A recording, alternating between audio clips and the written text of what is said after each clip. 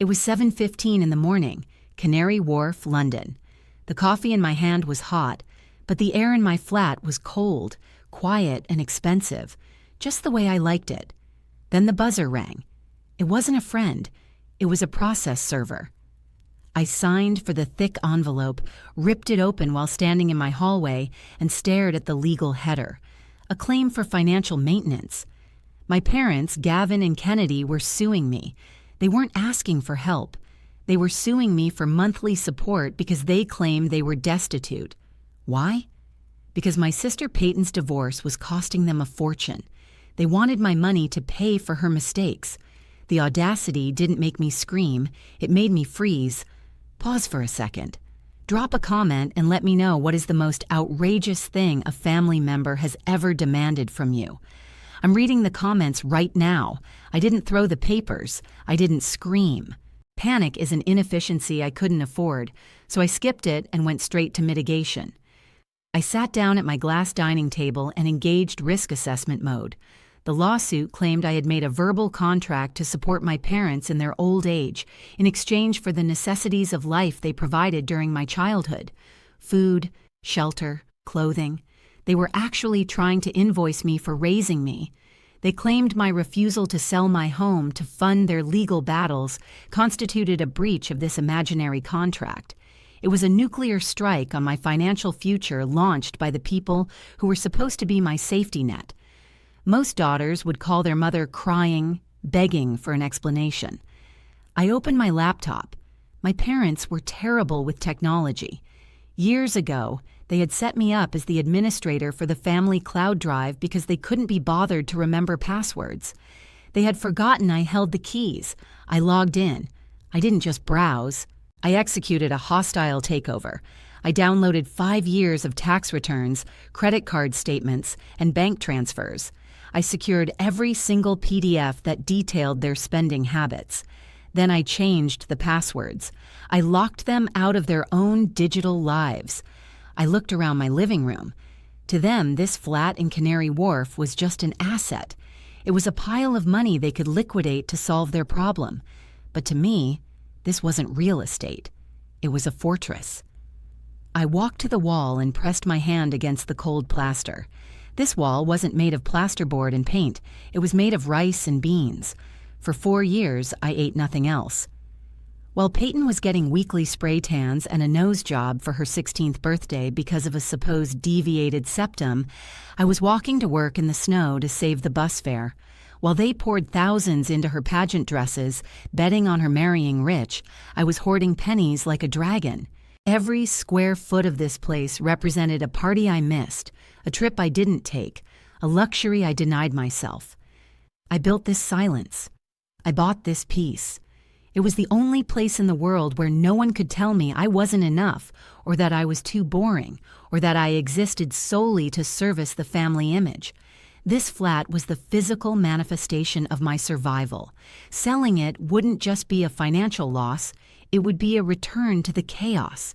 It would mean tearing down the only safe place I had ever known to build a shelter for the people who left me out in the cold. I looked at the downloaded files on my screen. They wanted a war over resources. Fine. But they had forgotten one thing. I was the risk analyst, and they were a liability I was about to liquidate. I drove out to Weybridge the next evening. They called it a settlement meeting. I called it reconnaissance. My parents' house was a sprawling mock Tudor with perfect landscaping and a driveway full of leased luxury cars. It looked like the picture of affluent Surrey living. I knew it was a house of cards. I walked into the living room, and it was like stepping onto a stage set. My mother, Kennedy, was wearing a cashmere cardigan that probably cost more than my first car. My father, Gavin, was pouring scotch into crystal tumblers. And there was Peyton, the golden child, curled up on the white sofa, sobbing into a silk handkerchief. She looked up when I entered, her eyes perfectly rimmed with red, her makeup somehow still flawless. "Stella," she sniffled. "Thank God you're here. We need to fix this." My father didn't offer me a drink. He gestured to a stiff armchair in the corner. "Have a seat," he said. "Let's not make this harder than it needs to be." I sat down, placing my purse on my lap like a shield. I expected an apology. I expected them to say the lawsuit was a mistake, a panic move. Instead, my mother clasped her hands and smiled, that tight, terrifying smile she used when she was about to ask for a favor she felt entitled to. "We know the legal route is aggressive," she said smoothly, "but we need you to understand the gravity of the situation. Blake is enforcing the prenuptial agreement. He is trying to leave Peyton with nothing. If she doesn't have the best legal representation, the family brand will be ruined. We can't have her living in a rental." "Stella, what would people say?" I stared at her. The family brand. That's what this was about. Not Peyton's well-being, the optics. "And you expect me to sell my home to protect your image?" I asked, my voice flat. Gavin sighed, the sound of a man burdened by an unreasonable employee. "It's not just about image, Stella. It's about strategy. You have equity. We need liquidity. It's a temporary reallocation of assets. Once Peyton gets her settlement, we'll pay you back with interest if you insist." I looked at Peyton. She wasn't looking at me. She was looking at her phone, probably checking engagement on her latest sad girl post. And then it hit me. The realization was so sharp it almost drew blood. I wasn't their daughter. I was their insurance policy. For 29 years, I had wondered why I was the boring one, why they pushed me to study finance while Peyton took acting classes, why they praised my frugality but mocked my clothes. They weren't teaching me responsibility. They were breeding a safety net. They knew Peyton was high risk. They knew their lifestyle was unsustainable. So they raised me to be the steady, uncomplaining resource they could harvest when the winter came. I was the glass child. They looked right through me to see the golden reflection of themselves in Peyton. "I'm not selling," I said. The temperature in the room dropped 10 degrees. Kennedy's smile vanished. "You are selfish," she hissed. "We gave you everything. We made you who you are. You owe us." Rising from that chair felt like breaking gravity. I didn't shout, I didn't argue, I just looked at them. 3 strangers performing a tragedy in a house they couldn't afford, and I walked out. I didn't slam the door. I closed it gently, sealing the tomb behind me. The wind in Weybridge was cold, but for the first time in my life, the cold didn't bother me. It felt like clarity. I drove back to the city with my jaw set so hard my teeth ached. My phone was blowing up with texts from my mother, guilt trips about family loyalty, accusations of betrayal, threats of being disowned. I put it on Do Not Disturb. I had work to do.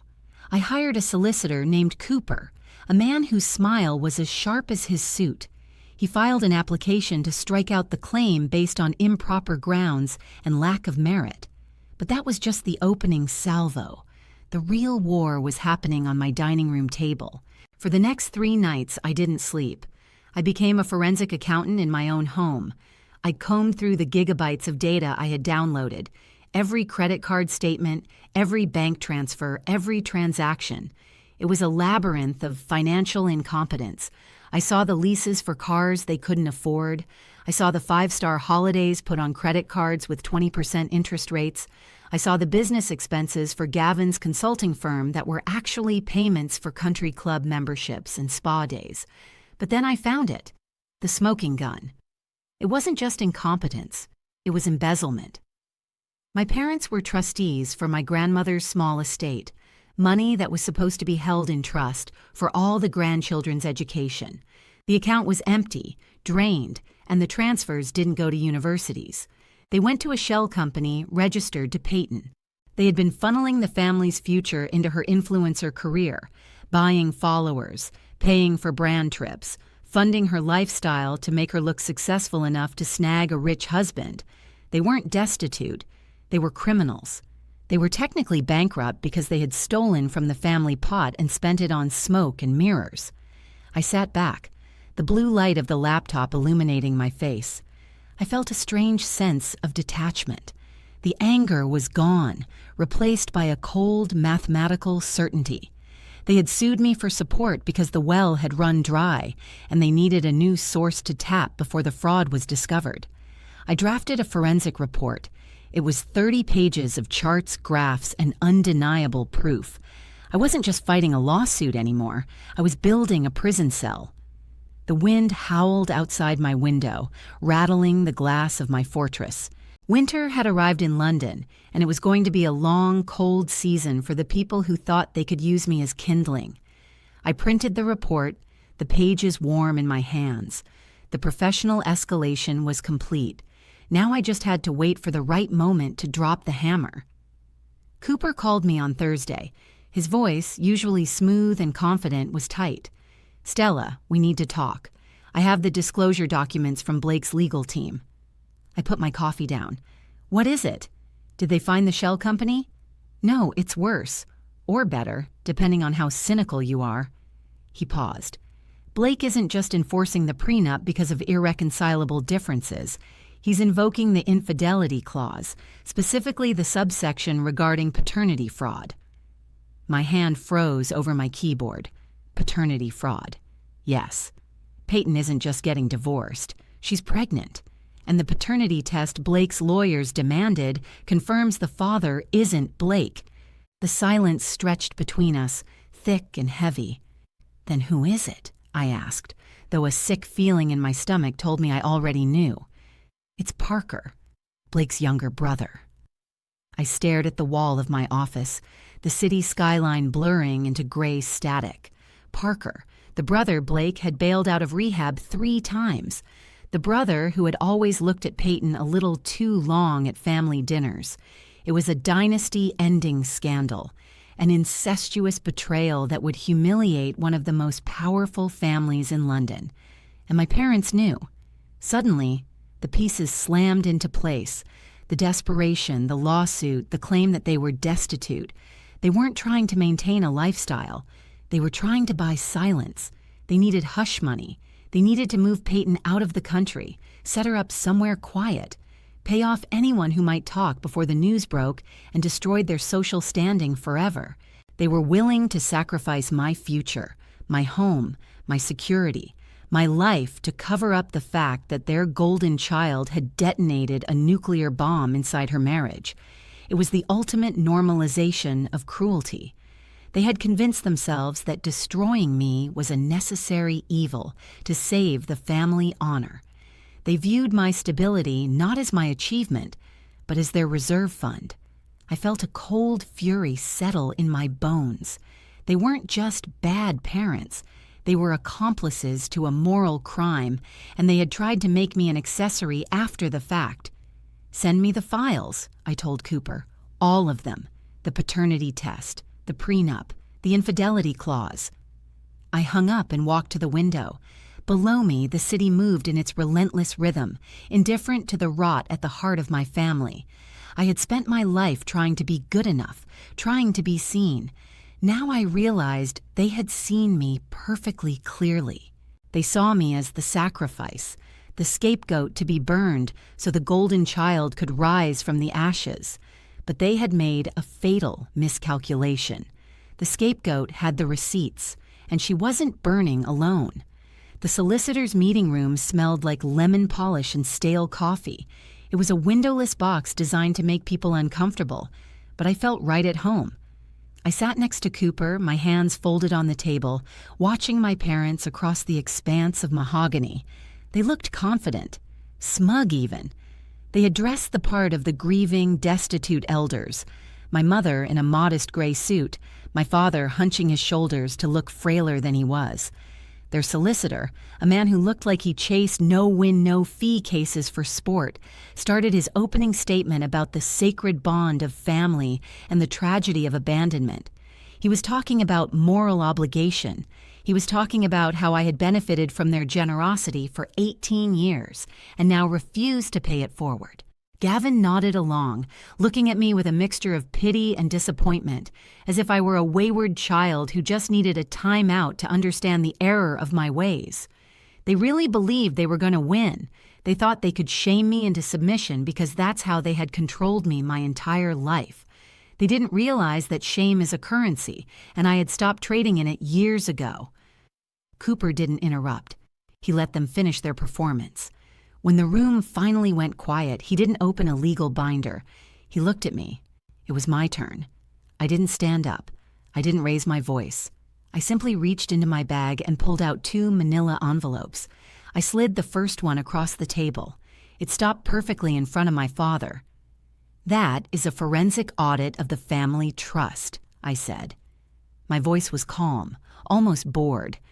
"It details 342 transactions over the last 5 years. It shows how you liquidated Grandma's estate money that was legally designated for education and funneled it into a shell corporation registered to Peyton. It shows the wire transfers for the lease on the Porsche, the trips to Cabo, the bot farms you hired to inflate her follower count. You aren't destitute, Gavin. You're criminals. You're technically bankrupt because you embezzled your own future to buy likes on Instagram." Gavin's face went from flush to ash in 3 seconds. He opened his mouth, but no sound came out. His solicitor grabbed the file, flipping through the pages, his eyes widening as he saw the receipts. But I wasn't done. I slid the second envelope across the table. This one was for my mother. "And this," I said, "is the reason Blake is destroying you. It's a copy of the paternity test from the divorce disclosure files." My mother froze. Her hand hovered over the envelope like it was radioactive. She knew. She had known the whole time. "Open it," I said. She didn't. She just stared at me, her eyes filling with a terror I had never seen before. So I continued. "It confirms that Peyton's baby doesn't belong to her husband. It belongs to Parker, his brother." The silence in the room was absolute. It was a vacuum that sucked the air out of their lungs. Their solicitor stopped reading. He looked at his clients, then at the envelope, then back at his clients with a look of pure horror. He realized he wasn't fighting a maintenance case. He was standing on a landmine. "You sued me for support because you needed hush money," I said. "You needed to pay off the people who know or move Peyton somewhere nobody would ask questions. You were willing to liquidate my life, my home, my savings, my future, to cover up an incestuous scandal that would destroy your social standing. You didn't come for my money because you were hungry. You came because you were drowning in your own lies." Kennedy burst into tears. It wasn't the pretty, delicate crying she used at parties. It was ugly, guttural sobbing. "We had to protect her," she wailed. "She's your sister, Stella. This will kill her. If this gets out, we lose everything. We lose our friends. We lose our standing. Please, you can't do this." I looked at her. This woman who had looked through me for 29 years. I looked at my father, who was staring at the table, defeated. They were begging now. The power had flipped so fast they had whiplash. They were waiting for me to be the good daughter, the one who cleans up the mess, the one who sacrifices herself to keep the golden child shining. "If you proceed with this lawsuit," I said, "I will submit both of these files into public record as evidence of your financial status and the reason for your alleged insolvency. The choice is yours. You can drop the suit with prejudice and sign a non-contact order, or you can explain to a judge and the press why you stole from a dead woman to hide a paternity scandal." Kennedy reached across the table, her hand trembling. "Stella, please. We did it for the family. We love you." I stood up and smoothed my skirt. "No, you don't," I said. "You love the insurance policy, but you made a tactical error. You sacrificed the wrong daughter." I walked to the door. I didn't look back. Behind me, I heard my mother sobbing my name, but it sounded like a ghost story. I opened the door and stepped out into the hallway. The air was breathable again. The meeting was over, and so was their hold on me. The lawsuit was dismissed with prejudice 72 hours later. Cooper called me to confirm the paperwork had been filed. My parents signed the non-contact order without a fight. They didn't have a choice. It was the most expensive autograph of their lives, bought with the currency of their own humiliation. The aftermath played out with the predictable efficiency of a market correction. The house in Weybridge was listed the following week. It was a fire sale. They moved into a 2-bedroom rental near the airport, far away from the country club and the prying eyes of the neighbors they had spent decades trying to impress. Peyton's divorce was finalized quickly. Blake was ruthless. She walked away with nothing but her clothes and the baby she tried to pass off as a dynasty heir. She is living with our parents now, 3 narcissists trapped in a small rented box, blaming the world for the ruin they manufactured. I don't check up on them. I don't look at their social media. They are simply bad assets that have been written off the books. I sat in my flat on a Friday night. It was quiet. The London wind pressed against the glass, but inside the air was still. I opened my laptop one last time. I pulled up the spreadsheet I had kept in my head for 29 years. The ledger of every slight, every pound stolen, every time they looked through me to see my sister. For a long time, I thought walking away was a failure. Society tells us that blood is a binding contract. We are taught that you can't default on family no matter how toxic the debt becomes. But I realized that sometimes blood isn't a bond. It's a parasite. Cutting it off wasn't an act of cruelty. It was an act of medical necessity. I had to amputate the connection to save the patient, and the patient was me. By letting go of the bloodline that was draining me, I finally found the person they never wanted me to be. I found myself. I looked at the file labeled Debts. I didn't archive it. I highlighted the cells and hit delete. The screen blinked and the data vanished.